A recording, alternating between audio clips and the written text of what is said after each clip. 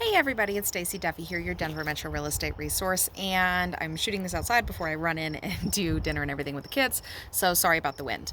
I wanted to talk about FOMO. Yeah, I'm working with a lot of FOMO right now.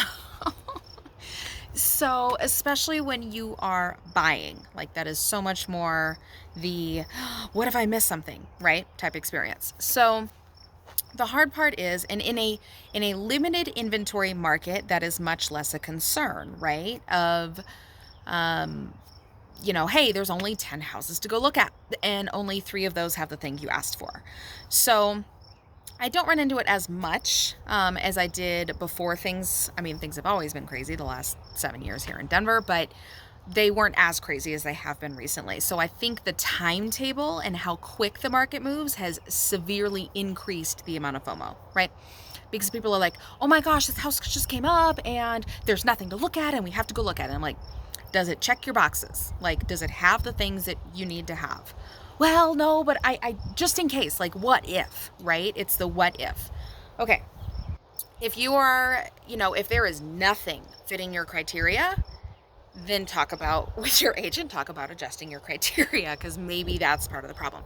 But if there are homes that meet your criteria, and more so, I'm running into this at the moment with a buyer that has very wide criteria, right? So they're flexible on location, they're flexible on a price range, they're flexible on the layout, they're flexible on the size, and they only have a couple of boxes. But they also have but what if this house? What if this house is the one? What if it's like, guys, there's 100+ properties that check all of your boxes, the quantifiable criteria, right?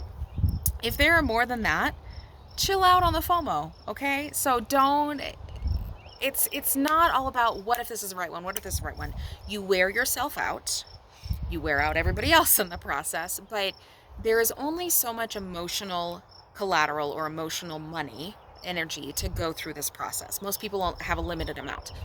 And what happens is when you have the FOMO or the fear of missing out or the what if this is the right one, I got to do this, I got to do this, I got to do this, you burn through that emotional collateral so quickly. So quickly, because you get emotionally invested. You're like, oh, but I love this and this and this, but it doesn't have this, but it doesn't have this, but maybe it's okay. Stop trying to talk yourself into things. Unless your agent is trying to set different expectations with you. I'm not a fan of talking anybody into anything. It's your house, it's your money. I don't want to talk you into something you're not going to like. I'm never going to do that. What I am going to do is set a realistic expectation with you of what your money can buy and how many options that will give you, and what you need to be okay with to accomplish your goal. Okay? But you will burn yourself out and wear yourself out, and then 2, 3, 4 weekends into this process, usually it heads about the third to fourth weekend, that of just looking at houses through the night, in the morning, all day, not paying attention to work, not doing other things, because you just get so into it. You burn it out and you need to step back and take a break. And so don't let the FOMO keep you from keeping focus on what it is you're trying to buy, the goal you are trying to accomplish. And even if you are looking at something really, really specific, there's very few clients that I have ever had that it was like, yep, that's the one that got away. Nothing else is going to check your boxes ever. Come on, okay?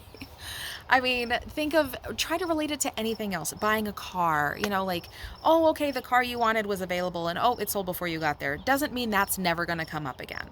And I realize houses are more unique than that, but don't let the what if I have to do this right now, like all consuming fear of missing something derail you from what it is you're really trying to accomplish and suck all of the emotional energy and brain power that you have in such a short period of time that you end up hating the process because you dove in too deep and you were looking at too much, okay?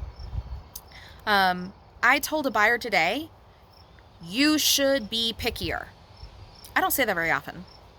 But for this buyer, I was like, that's we're looking at too much. And in the speed of market, you can't look at everything and act immediately. You can't. It's not possible. It's not possible.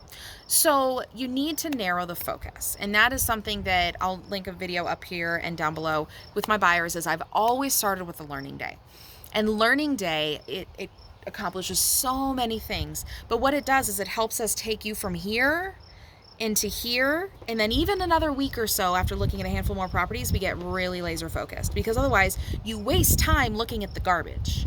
You waste time in the noise, okay? Get focused, get strategic, get tactical on, hey, we're gonna be strategic on what we're looking at, and we can be extremely tactical when it comes on and act quickly and be strong and move forward. And that really streamlines things, versus, what if I miss the house? Take a step back, take a deep breath. The what if I miss the house, the fear of missing out, that is one of the biggest buyer obstacles that I have to get buyers to understand, is that will not reward you, okay? It will not serve you.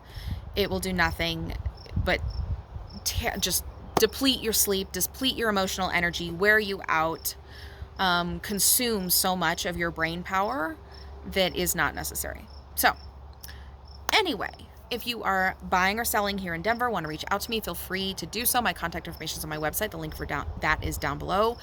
One thing I value, and if you're finding this helpful, or you're going through this process, or you've been through that before and you've realized that, hey, this is not the best idea, hit the like button, because that will help other people that are in a similar situation find it, hopefully sooner. But one thing that I spend a lot of time helping buyers understand is, what's the best way to spend that emotional energy? Because we're going to have to spend it. And let's not go into reserves if we don't have to. Let's be very, very strategic on not wasting your time and respecting that, because you can waste so much time in this process. So anyway, just wanted to let you know, let's be strategic on how we go about it, so we can be very tactical and laser focused when the right thing does come on, and we have a much more competitive opportunity and strategic opportunity to get you to your end goal. Okay? Thanks so much for the time. Have a great day.